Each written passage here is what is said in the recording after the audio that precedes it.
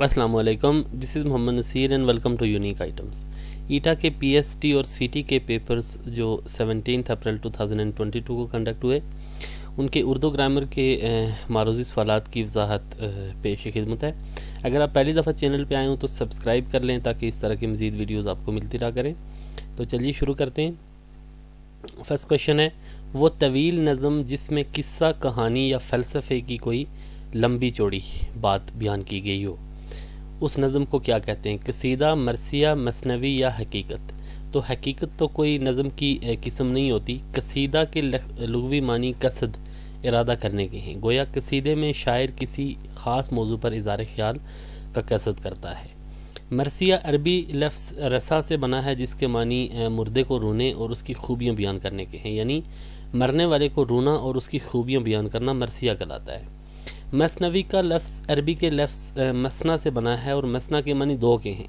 इस्तिलाह में हैयत के लिहाज से ऐसी सिनफ़ सुखन और मुसलसल नज़म को कहते हैं जिसके शेर में दोनों मिसरे हम काफ़िया हों और हर दूसरे शेर में काफ़िया बदल जाए, लेकिन सारी मसनवी एक ही बहर में हो। तो लंबी नज़म या तवील जो नज़म होती है वो मिसाल है यहाँ पे मसनवी की। तो राइट आंसर यहाँ पे सी होगा। नेक्स्ट है, वो अच्छा खिलाड़ी है, मरकब की कौन सी किस्म है? मरकब ताम, मरकब अतफ़ी, मरकब नाकस, मरकब अददी।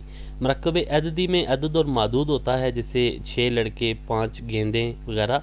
मरकब नाकिस में जो है ना पूरी बात आपको समझ नहीं आती।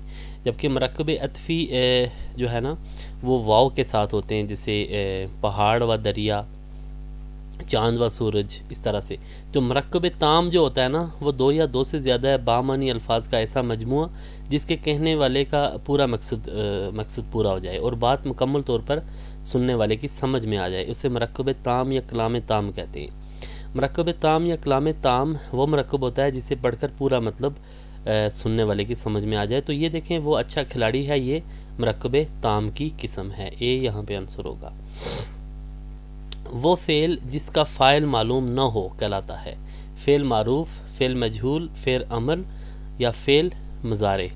ऐसा फ़ेल जिसका फ़ाइल मालूम न हो उसे फ़ेल मजहूल कहा जाता है।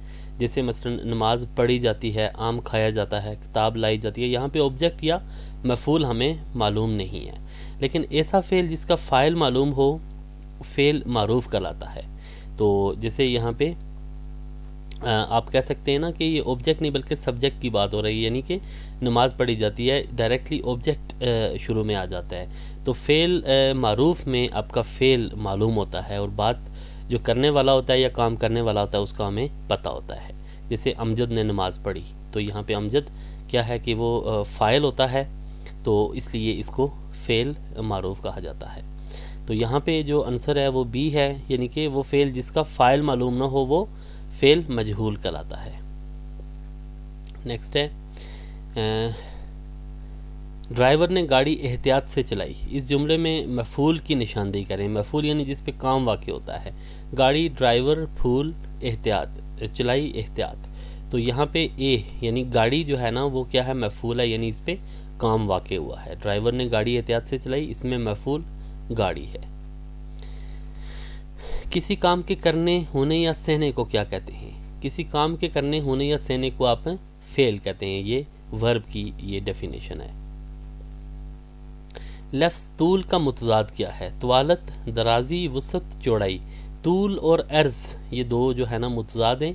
तूल लंबाई और चौड़ाई जो है ना ये उसका उल्ट होता है। तो राइट आंसर यहाँ पे डी होगा। नेक्स्ट है, नवीद हमेशा खुश व खुरम रहता है। इस जुमले में हरूफ अतफ़ की निशानदेही करें।